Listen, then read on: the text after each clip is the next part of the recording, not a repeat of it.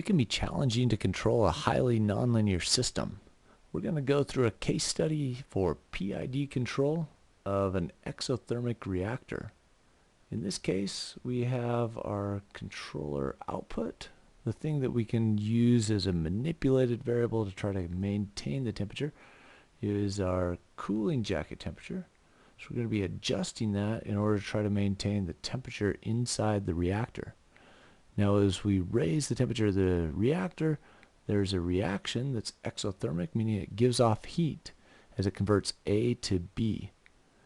Now we want to try to drive the concentration of A as low as possible because we're discharging into a body of water where chemical A is less desirable than chemical B. So let's design this reactor controller to try to convert the A going to B. The first thing that we're going to do is we're going to perform a doublet test for a first order plus dead time fit. And then from that we'll obtain these three parameters, the Kp, tau p, and theta p, as part of our first order plus dead time model. And then we'll take that model and come up with good tuning correlations for a PID controller. So first of all, we'll just go visit the course website and access this content. So if you go to APMonitor.com/PDC, you'll come to the schedule, and this one is going to be here on the right. It is our exothermic reactor. So you can see the source code for getting started with this, and here you can see a step response. Now this will help us get an approximate first order plus dead time model. If we just did it graphically, in this case here's our response, and you can see the jacket temperature. We step that down, -5 Kelvin. Okay, we call that our input. So our delta U is -5 Kelvin, and then in response the reactor temperature dropped, that's our delta Y, by -7 Kelvin. So we know we have an approximate gain of -7 divided by -5. So we have something that's about about 1.4 Kelvin per Kelvin. Okay, and then if we look at when this change first started, right here, we can see its effect on the reactor temperature, the dynamics. We have a dead time of approximately 0, and then a time constant, how long it took to get about 63% of the way there. Okay, so there's our time constant, and that might be somewhere around 0.6 minutes. Okay, so that would just be from a graphical step test, a graphical fit to FOPDT, first order plus dead time model. There's more information on how to come up with that and do a graphical fit on the course website. Okay, but we want to do a doublet test instead. We don't want to just do one step test, so we're going to come here to our step response code and just start with that. I didn't give you a lot of information about the reactor, so go ahead and just start with this code. You want to come down here to the get code link, and that will give it to you in a raw format that you can copy into your Python environment and be able to start simulating. I'm going to do this just with a new text document. And so I'm going to call this my doublet test. And I'll change the extension to .py. Okay, if I want to change it, I click yes. And then I can edit it with Python. Okay, let me copy that again. And I'll paste it in here. Okay, if you can't change the extension on your files, just come to folder, come to options, change folder options, and then under view, just make sure this is unselected, hide extensions for known file types, and click apply. And then you should be able to see the extension on your document and you can change it. Most likely there'll be a .txt that you just need to remove. So here's my, no, it's not a doublet test yet, but let's just go ahead and run this just to make sure it's working. Okay, so this is just our step test where we've stepped up our, or I guess stepped down our jacket temperature, and then we'll see the reactor temperature respond as we saw previously. It'll go out to 10 minutes of simulation before it stops. Okay, if you want to stop this, you can just hit Control C there and you can stop it early. Okay, and so what I want to do is put in a doublet test here. This one is going to be my U value. Here's my step down. And so maybe I want to start at, let's go at 5, cycle 5. We'll go down to 298. Okay, and then I'll start at, let's say 40. Or I'll do, yes, 40. Okay, so that's going to be equal to, let me go up 302. And then I'll come, let's see, that's 35 off, so 75 onward, and then we'll do back to 300. Okay, so there's my my multiple step tests that I made into a doublet. And so when I run this again, I'll see that it'll go down, and then it'll go up an equal amount, and then back down to the original position. Okay, so it's going to level out, and then I should see it come up. And here's my reactor temperature. It's increasing. Okay, we don't want it to go unstable. If you get above about 304 on the jacket temperature, you might go unstable with that. Okay, now it's going to go out to a simulation time of 10. And then once it finishes, we'll have a file here, which is data.txt. So we can fit this in Python. We could also do it in MATLAB as well. I'll just show you the Python solution first, and then let's develop the Excel solution. Sorry, not MATLAB. We'll do it in Excel. Okay, so if I come down here to show solution, there's a zipped archive, and I'll go ahead and extract it.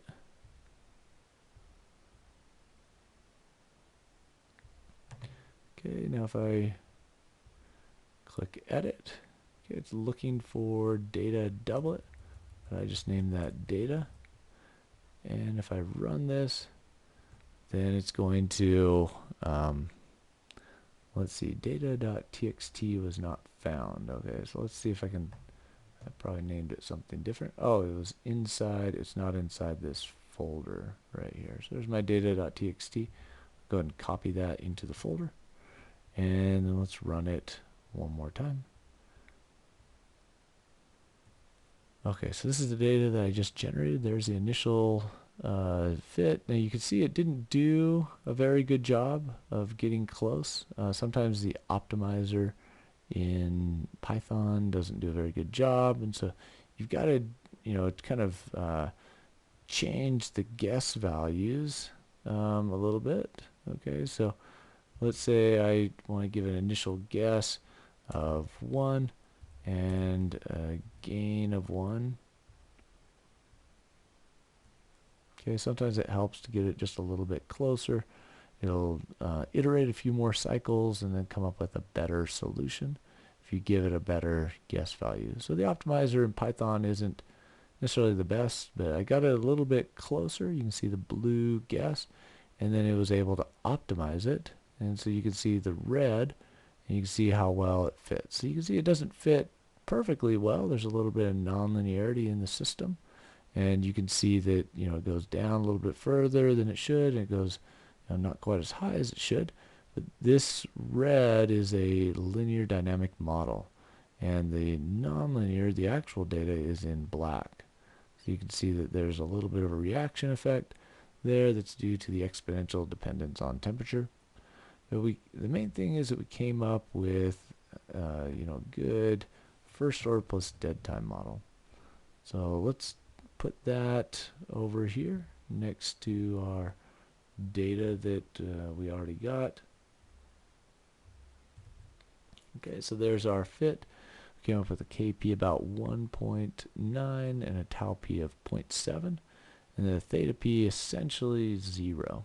So let's do this in Excel as well. Sometimes it's hard to understand the Python code, so I just want to show this, how we were doing the sum of squared errors in Python, but do it in Excel instead. Okay, so there's my data file, and what I'll do is just copy this data, and let's open up Excel and do the same fit. We saw that theta P was nearly equal to 0, so that really simplifies things for my Excel sheet. Okay, I'll go ahead and just copy in this data, and I'll do data and text columns. So this one's going to be delimited by a comma, and so it's going to split it into the different rows. I'll just label those time, and that's TC, and this is the temperature measured, and then we'll also have a temperature predicted column right there. Okay, so let's have our KP and tau P term, and I'll give some initial guesses of 1, and make just a couple more rows here. I also need the nominal value for U and the nominal value for Y. Okay, so this is going to be our U value right here, and this is our Y value. And if I just make this a little bit bigger, it'll be a little bit easier to see. Okay. So I'm going to do, basically put in the explicit solution to a first order linear model into Excel. So let me just go and write that out right here next to it, just so we can have that as a reference. So the solution to a first order linear system, I'll make that right here. We have tau dy dt equals minus y plus ku. So no dead time there, but the explicit solution is going to be y of t. Okay, I'll just say this is going to be my y at my next time point, so I'll just do k plus 1 is going to be equal to y naught, the very first time, y0, plus, and then I'll do e to the minus delta t over tau p, and then I'll multiply that by yk minus y naught, and then I'll add to that 1 minus e to the minus delta t over tau p, and then I have uk, so the prior u value minus u naught. Okay, so this is the explicit solution. This is the continuous differential equation, and then when I solve it, I want to solve it one time step at a time. This is the formula that I'm going to use for the explicit solution to that. So let's go ahead and calculate this. This is my t predicted, and so I need a y naught value. I'll just make that the initial condition, 324 and then 300. Okay, and so this is going to be equal to a fixed reference. Okay, there's the y naught plus, and then I'll have e to the minus. Actually, this very first one, you just want to make it equal to the first measured value. We'll start predicting after the first value.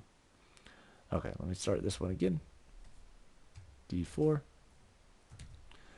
plus, and I'll get rid of the parentheses there, minus the delta t value divided by tau p, make that a static reference again so I can fill down, and then times y minus y naught. Okay, then I'll add in 1 minus, and then I need the same thing that I just had over here. I'll just copy that part of it. times, and then I need U, it has to be the prior one, minus U naught. I need to make that a static reference. So there's my first order linear model prediction, and then I want to have an error squared. So let's go ahead and do the error between these two, and we'll square it. So that's the thing I'm going to try to minimize. Okay, so here we have our sum of squared errors equals sum of, let's see, this column right here. Okay, so there's the thing that I'm going to be trying to minimize. I can change the KP and the tau p. Let's come up with a nice plot of that so we can just see it. And I'll do time, and then I just want these two right here. And I'll insert a plot.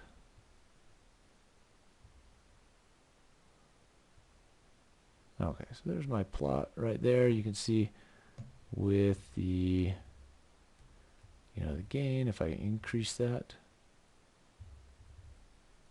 let's see, let me make that 0.5. And it doesn't seem to be decreasing at all.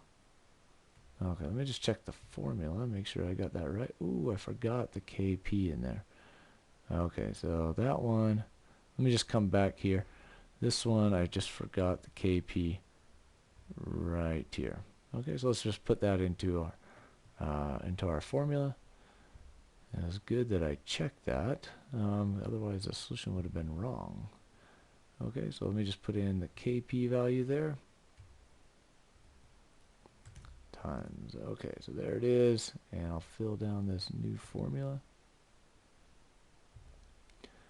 Okay, so if I just get it close, you can see, 3 or 4, and so this, it's going to change how it fits. So I want to try to get these two as close as I can to each other by minimizing the sum of squared errors. So this is going to be the value that I'm going to use for under data and then solver. If you don't have solver there, you can always come over to here onto file, and then you need to go to add-ins. Let's see if I've got that. Let's see, file and options, and then add-ins. Okay, and then you can select Excel add-ins and click go. And then just make sure that's selected for solver add-in, and then click OK. And then it should show up here under data, and then go to solver. So for the solver, I have my objective, which is just this cell D5, the sum of squared errors, and I want to try to minimize by changing the values right here. Okay, those two, and I want to make it subject to some constraints. I want to make sure that my tau p remains greater than or equal to 0, but I'll put in a small number like 0.1. And then I can also add another one, like this cell has to be less than or equal to 10. Okay, I know it should be within that range. And then I can also unselect this, make unconstrained variables non-negative, just in case the gain needs to go negative. And then I'll click solve. Okay, so there's my solver solution. I don't like that one very much. It's a little bit, looks like it's a little bit off. Okay. 324. Oh, that really changed it on the y naught value. Okay, so let me adjust that one too. I'll change the u naught and the y naught value. Okay, so just the nominal steady state conditions that it chooses, I'm going to change those as well, just see if I can get a slightly better fit. And it looked like it did a little bit better. Okay, so 316. Okay, so and then 295. Normally this is going to be, it could be like the average of all the values that you chose. So like 325, something like that. Okay, and then you just have to adjust this one as well, kind of to steady state conditions. I normally just like to use the ones that came from, are just the initial values. Okay, so I'll just put in 300. Okay, so I'm just you can go with those. It'll give you about the same answer, but here you can see the KP and the tau P. Let me just solve that one more time.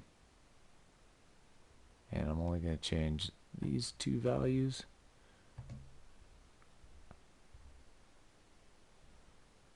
Okay, so there's my KP and my tau P.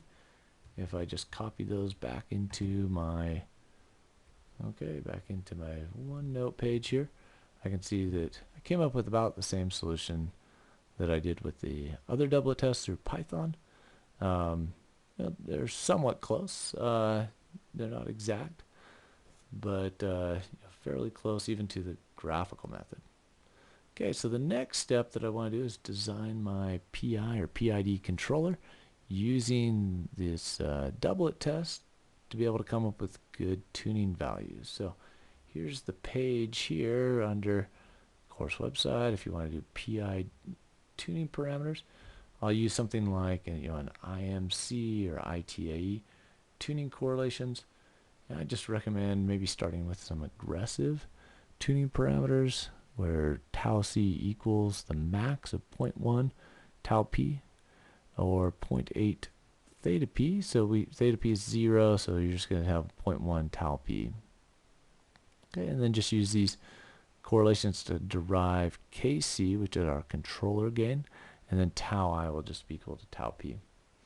Now you could also select the PID tuning parameters. This is IMC tuning correlations, but if you have 0 theta P, then it basically works out to be equivalent to what the PI controller would be.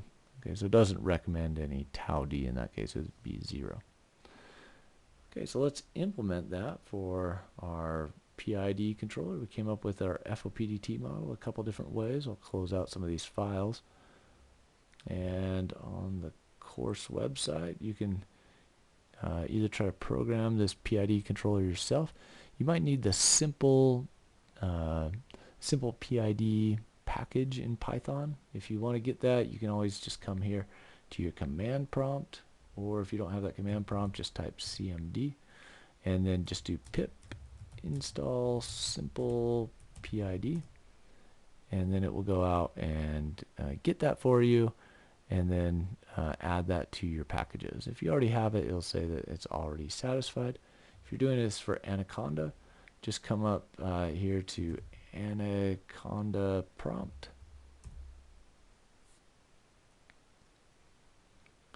and then once that opens, it's going to then you could do pip install simple PID, and that should also work for Anaconda if you have an Anaconda distribution. Okay, so it'll go out and hopefully collect that. You can also do conda install and then the package name. Okay, then it's going to go ahead and collect that, and then hopefully install that into your distribution. Okay, so there it is, and installed it. So if you're using Anaconda, Spider or Jupyter Notebook, you can get it that way as well. Okay, so once you have that, I have this example script where you can implement your. Let me come back here one more to the tank reactor, and here is, not a good solution right here to the controller. What we want to do is come up with a better one. I will say this is a very hard problem right here. Not many are able to control it to a low concentration of Ca while maintaining the temperature under 400 Kelvin without runaway. Okay, so I'll click Get Code and copy this. I also have some code in there for creating a animated GIF or GIF, but you can just ignore that. I put in a try except there, so it shouldn't affect you if you don't have it, but if you want to download, get the image IO as well, you can make the animated plot there.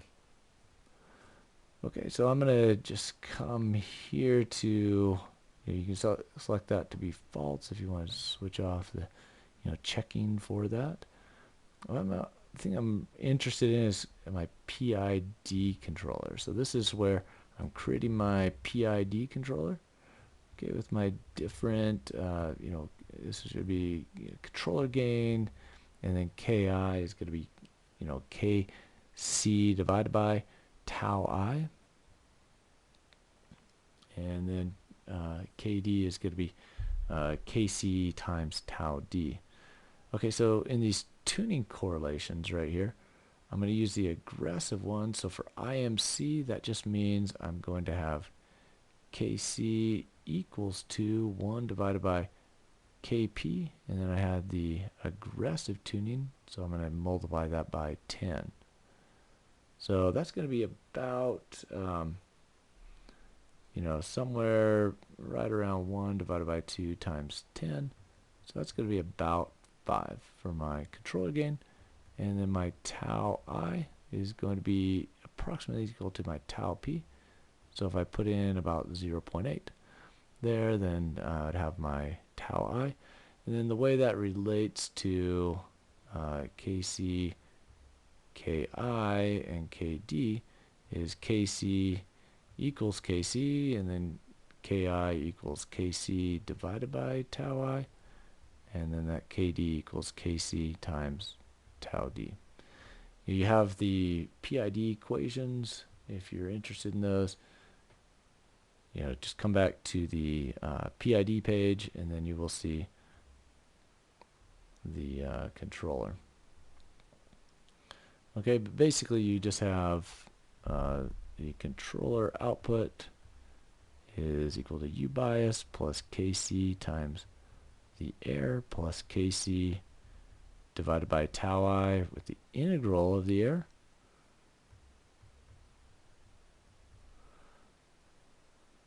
Okay, and then the final term is going to be negative KC tau D times the derivative of the PV.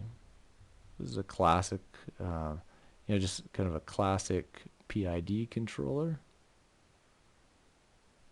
And this is our first term, this is our second term, and then this is going to be our third term right here. So we're going to adjust those, make them smaller or bigger, depending on how aggressive we want each of these elements of the controller to be in our final controller. So let's just go back to PID control, and in this case we had 5 and then 5 divided by 0.8. Let's just run it and see how well this does. This is going to be a step up to 340. So it looks like it's able to control it to a reactor temperature of 340. It looked like it was a little bit of an overshoot here. It was able to control that. The concentration came down. We want to try to get this concentration below 0.2. So even further than it's going right now, we want to try to get the concentration to a set point on the temperature that's higher, but try to get the concentration here to a lower value. So I can either step up the set point, I can do a ramp on the set point. And I could also do other things like gain scheduling for my controller. So if I wanted to do a gain scheduling, I would just put in here something like I change the set point, but I can also do the controller gain in the PID package. It's .kp. I could switch the KI value as well if I wanted to. So let's say I said if my temperature, my current temperature, TI is greater than or equal to 350, then I could say my controller gain, maybe it goes up from 5 to 10, and my KI value, maybe that goes from 5 divided by 0.8, and I multiply that by 2 as well. Okay, so I just made the controller increase the gain on the controller by about 2. If the temperature goes up above 350, and then I'll put else, I'll put it back to the nominal values if it's below that.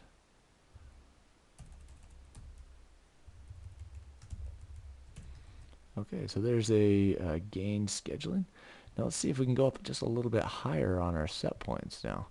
So I have 101 time steps, each one is 0.1 long, and let's start from 30 onward. We'll go up to 350, and I just go from 50 on, we'll go to 360, and then to 370 come 7 minutes in. Okay, and so let's just run this again. I've got some gain scheduling in there. Let me put the colon at the end of that. I just had an error on the if statement. So I put in a little bit of gain scheduling, and let's just see how well this controller does. I expect it to go unstable, but we'll see if it, I'm going to keep below the upper limit there at the top, the 400 Kelvin. Oh, that actually didn't do too bad. Okay, so that when the it went above 350, I put in a gain scheduling. Ooh, this might actually work. Okay, it's kind of going unstable there. You can see it. It's highly nonlinear, and then you can see it went above 400 on that very last one. So it's very difficult for the PID controller to control this. It's highly nonlinear, and so you can see it is going back and forth very rapidly. We almost did it though. You can see only 1 point it went above 400, so we're getting pretty close to implementing a controller just with the standard recommended IMC tuning parameters.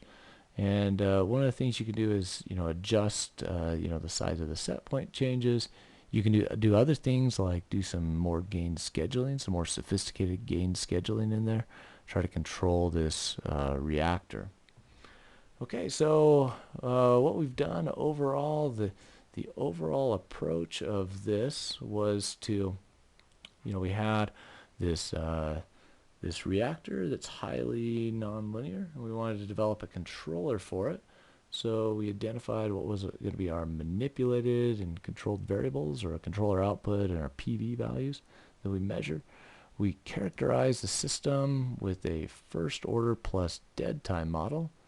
We then obtained the Kp and the tau p values in our model by using this explicit formula, or within Python just integrating the differential equation, generating a difference between the measured values and the predicted values, and minimizing that difference by adjusting the Kp and tau p. So once we had our Kp and tau p, then that allowed us to design a controller. Here you can see our controller that we designed, our Kc and our tau I, that we put into our PID equation, and then implemented that, and then simulated it. We found that it went unstable, so we implemented some gain scheduling within our controller to try to compensate that when the controller gets to higher temperatures, it needs more aggressive action. So the challenge here is to try to set up the controller to achieve maximum temperature in the reactor without exceeding the maximum allowable temperature of 400 Kelvin. So we want to try to get that reactor so you have the most conversion from A to B by having the highest temperature in the reactor. But we want to not exceed that limit there. So see what you can do. I didn't really explore derivative action at all, so you can include some derivative action in your controller and just see if that is able to help. You just want to come in here and change that, maybe You could start with something like 1, even though it didn't recommend anything. You could run it again. And I haven't tried this, but let's just see if it can work. Okay, derivative action will help it to be just a little bit less aggressive. It'll take away, as it has a positive derivative there, it'll help it,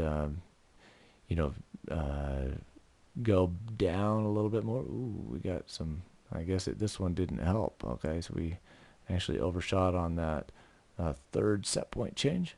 But you can change these tuning parameters and try to come up with something that is going to work a little bit better, using all of the tuning parameter options that you have with your PID controller.